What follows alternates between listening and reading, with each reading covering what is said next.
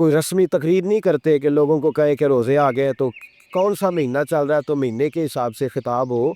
रसूलुल्लाह सल्लल्लाहु ताला अलैहि वसल्लम की उम्मत के जो ज़िम्मेदार और पहरेदार होते हैं, उन्हें उम्मत की पहरेदारी करनी होती, इसलिए वो ये नहीं देखेंगे कि कौन सा मौजू चल रहा है, उस पर मैंने 1 घंटा गुजारना है। तरजीहात पर बात होगी। बात ये अर्ज़ कर रहा था कि मैं रमज़ान शरीफ में अखबार नहीं देखता। मेरी अपील है आपसे कि आप रमज़ान शरीफ में ना रमज़ान ट्रांसमिशन भी ना देखें, टीवी भी खबरें भी ना सुने। सारा साल सुनिए खबरें, हमारी खबरें सुनने से मुल्क में क्या इनकलाब आ गया है। या वो जो हमने चौक में खड़े होकर तजिया किया था, उससे कितने लोग सवर गए। छोड़े, जितना वक्त मिले वो आके मस्जिद में बैठे, अल्लाह के घर में वक्त गुजारे, टाइम दे। इबादत आपको जिंदा करे, रूहानियत पैदा करे, तवानाई आए, खूबसूरती आएगी आपके अंदर, आप जिंदा रहेंगे। दुनियादारी दिलों को मुर्दा करती है। कुरान की तिलावत, अल्लाह का जिक्र, मस्जिद की हाजिरी रूह और दिल को जिंदा कर दिया कर। मस्जिद में बैठे वक़्त दे, मेहरबानी करे। और ये भी आज मैं बड़ी जिम्मेदारी से अर्ज़ कर रहा हूँ, अगर आप कभी ज़िंदगी में मुझे भी देखें ना टीवी में किसी औरत के साथ मैं किसी प्रोग्राम पे बैठा हूँ, तो आप बिल्कुल लिहाज ना करें, आप बिल्कुल वो चैनल बंद कर दें। मैं ज़रूरत ही नहीं, मेरे लिए कोई मुफ्ती दलील नहीं है। वो औरत के साथ बैठा है प्रोग्राम में, मैंने तो वो वाला कुरान पढ़ा जिसमें अल्लाह करीम ने कहा औरतें आ जाए तो मर्द नज़रें नीची कर ले। हमने तो वो वाला कुरान पढ़ा जिसमें हुक्म है कि मर्द आए तो औरत अपनी नज़र नीची कर ले। तो जहाँ लामा साहब के सामने लड़की बैठी है, टीवी में इंटरव्यू ले रही है, वहाँ नज़रें नीची होती है? कहाँ से फतवा आया? हज़रत जुनैद बगदादी तो फरमाया करते थे कि हसन बसरी पढ़ाने वाला हो, राबिया बसरी पढ़ने वाली हो, तो फिर भी उनको बगैर पर्दे के पर्दे पढ़ाने की इजाज़त नहीं है। बात ख़त्म हो गई। मैं कल, मुझे सरकारी यूनिवर्सिटी है जामिया कोटली कश्मीर की, उन्होंने मुझे दावत दी कि आपको लेक्चर देना है साइंस, तकवा और रमज़ान। तो स्टूडेंट्स होंगे, कुछ प्रोफेसर हो गए। तो मैंने कहा कि इतने बड़ी जगह आपने मुझे बुला लिया, यूनिवर्सिटी लेवल के तलबा तो बड़े आगे जा चुके होते हैं। चले खैर, मैं वहाँ हाजिर हुआ। जब मैं पहुँचा तो एक प्रोफेसर साहब मुझसे कहने लगे कि लड़कियाँ भी हैं। तो मैंने कहा कि टाइम देते वक्त आपसे गुजारिश की गई थी कि लड़कियाँ नहीं होनी चाहिए। तो वो एक जुमला बोलने लगे थे, तो मैंने उनसे कहा कि आप मुझे दिगिया नूस मौलवी समझ लें, मैं पुराने ख्यालात का हूँ, आप मुझे पुराना समझ लें। इसलिए कि मेरे हज़रत साहब फरमाया करते थे, हर चीज़ नहीं ले लेना, दीन ना नया लेना। वो 1400 साल पुराना ही हमें ठीक है, हमें नया दीन नहीं चाहिए। कहने लगे जी वो बच्चियाँ थोड़ी पीछे बैठ जाएंगी। मैंने कहा आप दरमियान में पर्दा लगा लें, मैं उन्हें ना देखूँ, वो मुझे ना देखे। ठीक है, बात सुने, ख़त्म हो गई। लेकिन अगर वो सामने बैठेंगी तो हम नहीं बात करेंगे। तो वो चूँकि PhD लेवल के लोग होते हैं, ज़्यादा पढ़े होते हैं, दलाइल देने की कोशिश की। तो मैंने कहा मैं दलील नहीं सुनता, मैं सुनता हूँ या अल्लाह का कुरान या मुस्तफ़ा का फरमान। तो आप मेहरबान। लेकिन उन्होंने ज़िद नहीं की, बड़े अच्छे लोग थे। मैंने कहा जी ठीक है, लड़कियाँ नहीं बैठे। मेरा अर्ज़ करने का मकसद ये है कि क्या फ़र्क पड़ता है हमें। बहुत सारे ज़राए हैं औरतों तक पैगाम पहुँचाने के, पैगाम पहुँच जाता है, कोई अर्ज नहीं। आप बाप पड़ता बंदोबस्त करें। हमारे रमज़ान के फजरों के दर्स में हज़ारों की तादाद में औरतें आती, उनके लिए बापर्दा बैठने का बंदोबस्त है। लेकिन कोई ज़रूरी है कि टीवी पे एक औरत बंद सवर के सामने बैठे और आप उसके सवालों के जवाब दें? हमारे लिए ना कोई मुफ्ती दलील है, ना कोई शेखुल हदीस दलील है। इस तरह का कोई मुफक्कर मुहक्किक हमारे लिए दलील नहीं। हमारे लिए दलील रसूलुल्लाह की ज़ात है सल्लल्लाहु ताला अलैहि। ख़त्म हो गई बात। इसलिए कोई ऐसी ट्रांसमिशन ना देखो, किसी तरफ तवज्जो ना करो।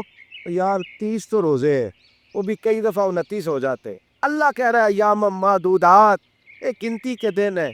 ओ मेरे भाई, क्या मुसीबत है, मेरा वक्त नहीं गुजर रहा। आप यकीन करें, अल्लाह जानता है, हम तो रमज़ान को ज़ंजीरें डालते, ये काम भी रह जाता है, रमज़ान गुजर जाता है, ये भी रह जाता है, रमज़ान गुजर जाता है, ये भी नहीं हो पाता रमज़ान। पता नहीं किस वक्त रोज़े आते, कब निकल जाते। कहते मेरा वक्त नहीं गुजरता तो मैं टीवी देखता हूँ। कुरान सारा पढ़ लिया, हदीसों का मुताला हो गया, अपनी आखिरत के लिए नफल सारे पढ़ लिए, तस्बीहात सारी हो गई। जब टाइम नहीं गुजरता था तो टीवी पे जा बैठे, किधर चले गए हम। अल्लामा इस्माइल हक्की ने हदीस लिखी, हज़रत आयशा सिद्दीक़ा रज़ी अल्लाह तआला अन्हा फरमाती है, तफसीरुल बयान में मौजूद है। कहती है एक दिन हुज़ूर अचानक मेरे साथ आराम फरमाते बिस्तर से उठे निकल गए। हमेशा नबी पाक अलैहिस्सलाम का तरीका मुबारका था, जब रात को तहज्जुद के लिए उठते तो कहते अबू बकर की बेटी, हक तेरा है, वक़्त तेरा है, पर अगर तू इजाज़त दे तो मैं अपने अल्लाह को राज़ी कर लूँ। आज हुज़ूर ने पूछा ही नहीं, बिस्तर से उठे चले गए। कहती मैं उठी, मैंने दाएं बाएं देखा, महबूब नज़र ना आए। हुज़ूर की तामत इस्तेमाल शुदा पड़ी थी, वो तामत मैंने उठा के ओढ़ ली और मैं निकल गई हुज़ूर को तलाश करने। कहती है जब मैं बाहर गई मस्जिद नबी शरीफ के साथ जन्नतुल बकी की जानिब, नबी पाक सजदे में थे। कहती है मैं गई, थोड़ी देर खड़ी हुई, हुज़ूर ने आहट सुनी तो पूछा तू कौन है? मैंने कहा मैं आयशा हूँ। तो महबूब ने फरमाया ये आयशा कौन है? میں نے کہا یا رسول اللہ میں آپ کی زوجہ. فرمایا زوجہ کیا ہوتی ہے؟ یا رسول اللہ میں ابو بکر کی بیٹی. تو نبی پاک نے فرمایا یہ ابو بکر کون ہے؟ حضرت عائشہ کہتی ہے میرا کلیجہ پھٹنے کو آیا. میں وہاں سے پریشان حال واپس آئی.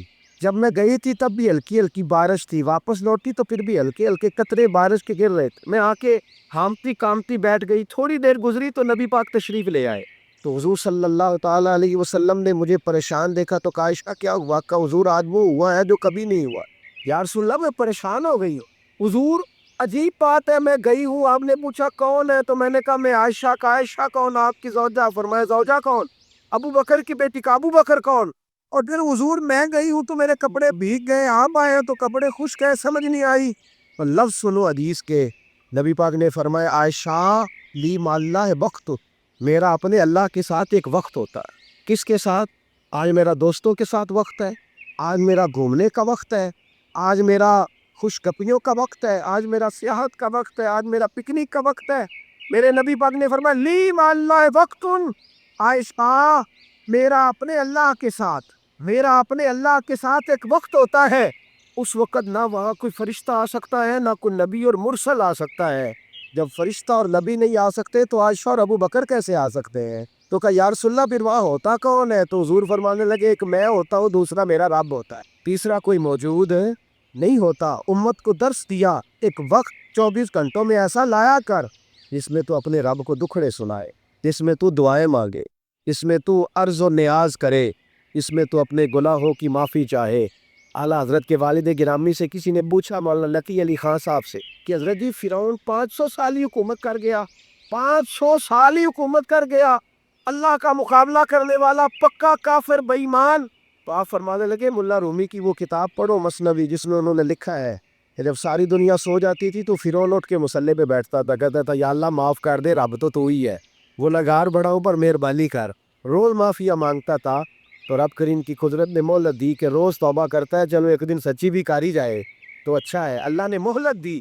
اور میرے بھائی اگر تو روز رات مصلے پہ بیٹھے تو تجھے مہلت ملے، عذاب نہ آئے. اگر تو اپنے رب کے ساتھ تنہائی کرے تو اللہ تجھے مہلت دے، سزا نہ دے. لیکن ہم یہ وقت نکالتے ہی نہیں. اللہ کے ساتھ میت کا ہمارا مزاج ہی نہیں. ترمذی شریف میں نبی پاک علیہ السلام پہ فرمایا دنیا داروں کو دکھڑے نہ سنایا کر، مالداروں کے سامنے رونے نہ رویا کر. یہ تجھے کیا دے سکتے؟ تو اٹھ کے جائے گا تو کہیں گے محنت کرتا نہیں، روز مانگنے آ جاتا ہے. دنیا داروں کو دکھڑے نہ سنا، اور میں دکھ سنا تو اپنے رب کو سنا، اللہ والوں کو سنا، اللہ کے نبی کو سنا. اس سے مراد یہ سارے کات دکھڑے اپنے رب کو سنا. اگر تو اپنے رب کو دکھڑے سنائے گا تو تھوڑی دیر ضرور ہوگی، لیکن ایک دن ایسا ضرور آئے گا. میرے مصطفیٰ کریم فرماتے ہیں رب تجھے دنیا سے بے نیاز کر کے مالا مال فرما دے گا. دھوکے کا مزاج نہ بنا، کینچی لے کے نہ گھوم کے کیسے جیب کٹ سکتی. اللہ کو دکھڑے سنا. حضرت عائشہ عرض کرنے لگی حضور چلے یہ تو سمجھ آ گئی، لیکن بارش مجھ پہ پڑی آپ پہ پڑی نہیں تو کہا عائشہ تو بے اڑا کیا تھا؟ کہا حضور آپ کی طامت. فرمایا بارش کوئی نہیں تھی، جب تو نے میری طامت لی تو خدا کی رحمتیں تم پر برسنے لگ گئی. تو حضور کے وجود سے لگی ہوئی چیز کوئی اور لے تو رحمت برستی ہے، تو میرے نبی کی مسجد چومنے سے کیوں رحمت نہیں برستی؟ جالی چومنے سے کیوں نہیں برستی؟ جہاں جہاں حضور رکے، جہاں جہاں نبی پاک ٹھہرے، وہاں جانے سے کرم کیوں نہیں ہوتا؟ تو عزیزو یاد رکھو رمضان میں ایک ڈیوٹی آپ نے یہ کرنی ہے کہ عبادت کو وقت دے، ٹائم نکالے. جو اتنے سے بھی فارغ ہے نا وہ 19ویں روزے تک کل فارغ ہو کے 20 کو اعتکاف بیٹھے. زندگی میں ایک دفعہ اعتکاف تو ویسے بڑا ضروری ہے. ہمارے بزرگوں نے لکھا ضروری ہے ایک بندہ اعتکاف کر لے زندگی میں ایک دفعہ، ہر سال کرے تو سنت ادا ہو. ویسے سنت مؤکدہ الکفایہ ہے، بستی میں اگر کوئی بھی نہ بیٹھے گا تو سارے گنہگار ہو. ہم انشاءاللہ اس مسجد میں اس سال اجتماعی اعتکاف کریں. میں نے یہ پروگرام بنایا ہے کہ لوگ اعتکاف تو بیٹھتے ہیں لیکن نہ بیچاروں کو قرآن مجید پڑھنا آتا ہے، نہ نماز وضو غسل کے مسائل آتے ہیں، نہ انہیں پتہ ہے کہ رات عبادت کیسے کرنی ہے. تو میں نے یہ ارادہ کیا اس سال، میں نے معافی لیا ہاتھ باندھ کے. میں نے کہا یار سارا سال میں پورے ملک میں گھومتا ہوں، اس سال رمضان میں میرا ارادہ ہے میں صرف اپنے شہر میں رہوں، میں کہیں نہ جاؤں، تاکہ جو جہاں سے بھی چل کے آئے اسے فون نہ کرنا پڑے، میں اسے مل جاؤں ویسے ہی. تو میں انشاءاللہ تعالیٰ یہیں رہوں گا اور رمضان کی 10 راتیں میں اپنے اعتکاف والوں کے ساتھ گزاروں گا. یہاں آپ لوگ آئے جو سنجیدہ قسم کے لوگ ہیں ان کو ساتھ لائیں، وہ یہاں آ کے اعتکاف کریں.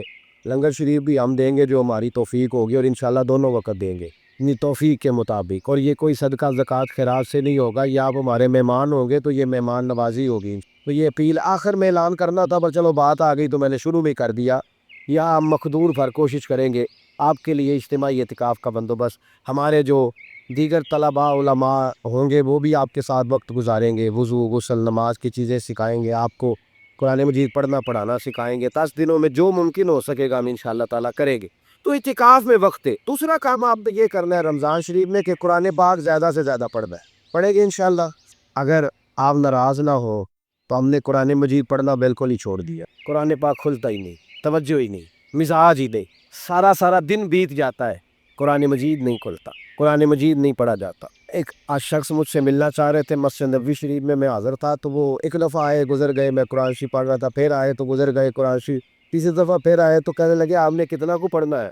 میں نے ان سے کہا کہ مہربانی کرو مجھے دعا دو کہ اللہ مجھے پڑھتا ہی رکھے.